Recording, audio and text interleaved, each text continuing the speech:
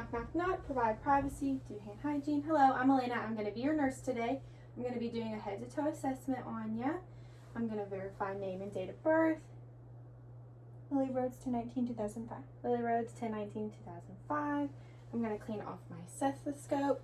My patient is well-groomed and relaxed. She has a small stature. Her speech is clear and understandable, and her mood is attentive and pleasant.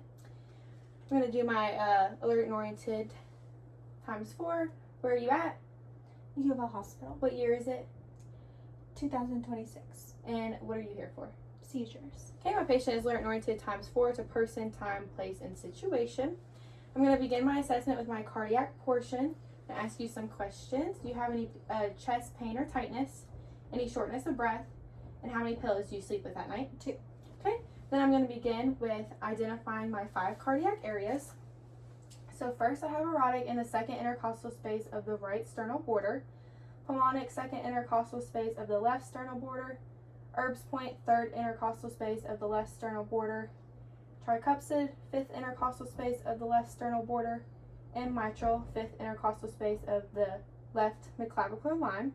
Now I'm going to go in a zigzag pattern and I'm going to feel for any lifts or heaves. Patient has no lifts or heaves noted.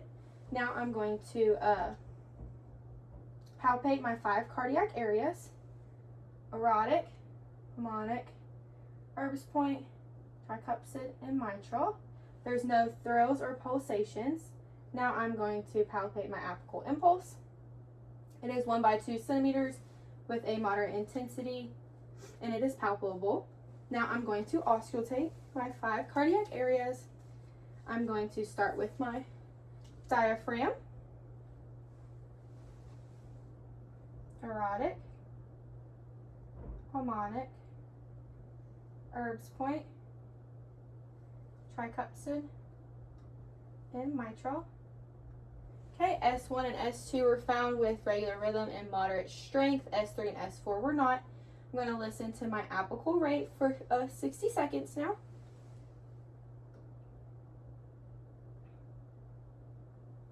Okay, patient's apical rate is 80. It's in the 5th intercostal space on the left midclavicular line. Then I'm going to switch it over to the belt, and I'm going to listen to my 5 cardiac areas again.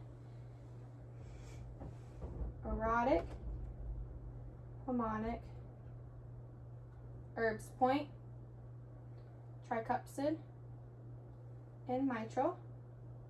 Patient has no murmurs, gallops, or rubs. Next, I'm going to move on to the peripheral vascular. I'm going to ask you questions again. Do you have any leg pains or cramps? Any sores on your legs or arms? And any swelling in your legs? Okay, so I'm going to have my patient sit up to 30 degrees, and I'm going to be looking at the jugular venous distension right through here. I'm going to have you sit all the way up to 90 degrees and look over your shoulder. There is no JVD noted. Now I'm going to have my patient turn. I'm going to go to the back of them, and I'm going to be palpating the carotid arteries one at a time. Okay, both are found and they are equal bilaterally.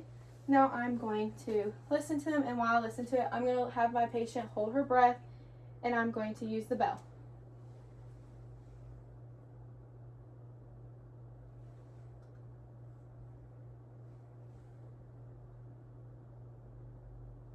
Okay, there are no bruits noted.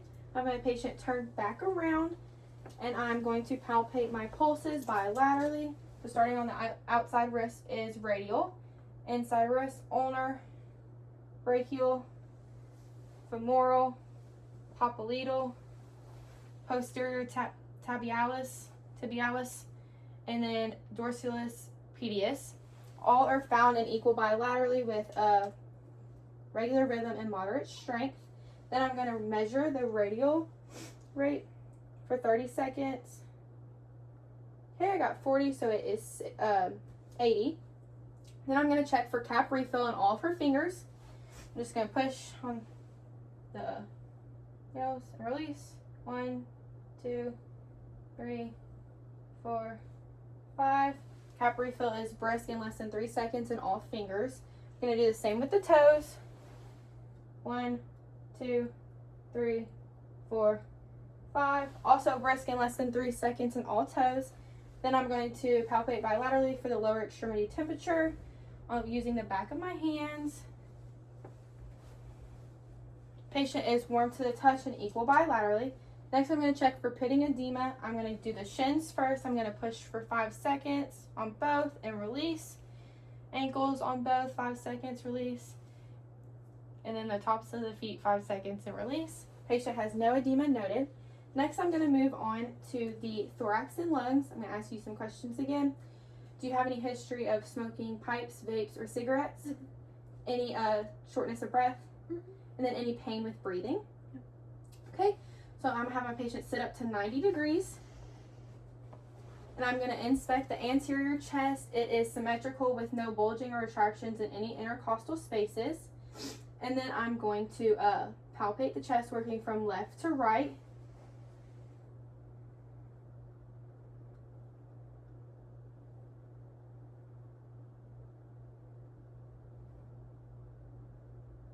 Okay, there is no crepitus or tenderness. Then I'm going to put my hands and have you say 99 each time. 99, 99, 99, 99. Tactile firmitus is equal bilaterally and vibrations are symmetrical. Next, I'm going to percuss working from left to right.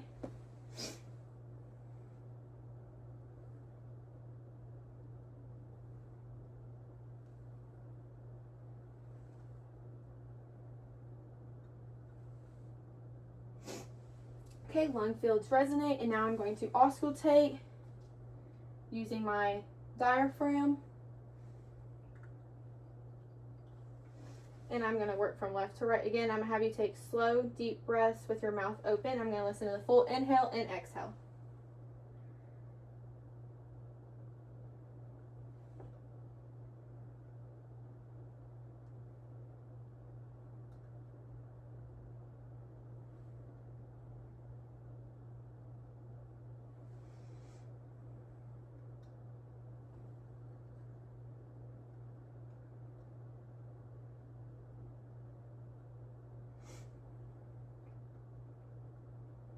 Okay, lung fields sound clear and equal bilaterally.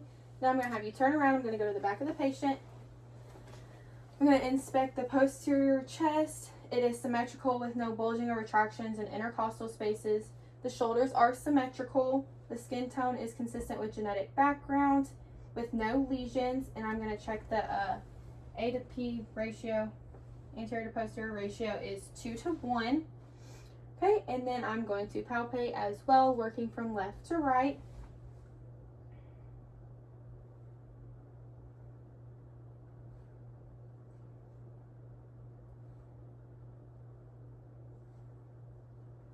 Okay, there is no tenderness or crepitus. I'm going to have you do 99 again when you feel my hands.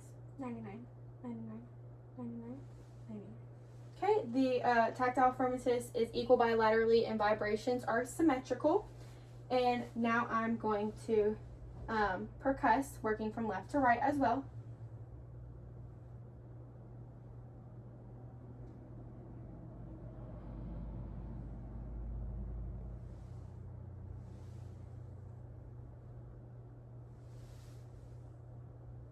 Okay, lung fields resonate. I'm going to check for chest symmetry, so I'm going to have you inhale.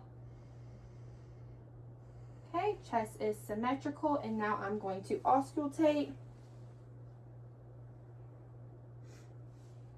using my diaphragm. I'm going to have you take slow, deep breaths with your mouth open again. I'm going to listen to the full inhale and exhale, working from left to right.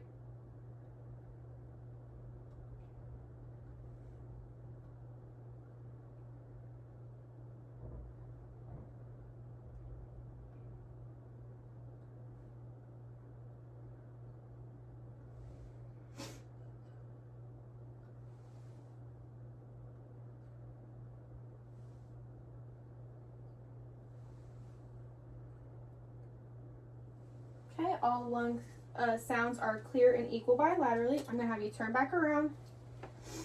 My respiration findings were that it was clear, labored, and regular, and then I'm going to check my respiration rate of my patient without telling her. I'm just going to watch her chest rise and fall for 30 seconds. Okay, I got 9, so her respiration rate is 18. Lastly, I'm going to do my abdomen aspects of my assessment. Ask you questions again. When was your last bowel movement? This morning. Do you have any abdominal pain? Mm-hmm. Any nausea or vomiting? Mm-hmm. Okay, and then I'm gonna have you lay at 0 degrees.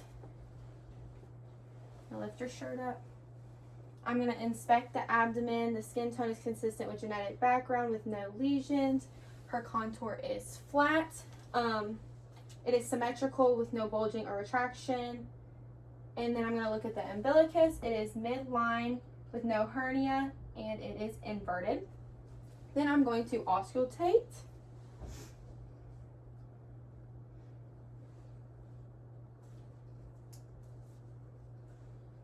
Okay. I'm going to use my diaphragm and I'm going to start in right lower, right upper, left upper, left lower. Okay, bowel sounds are present in all 4 quadrants. I'm going to switch over to my belt and I'm going to listen for bruits 1 inch above the umbilicus. Okay, patient has no bruits noted. Then I'm going to percuss in a zigzag pattern. Right lower, right upper, left upper, left lower.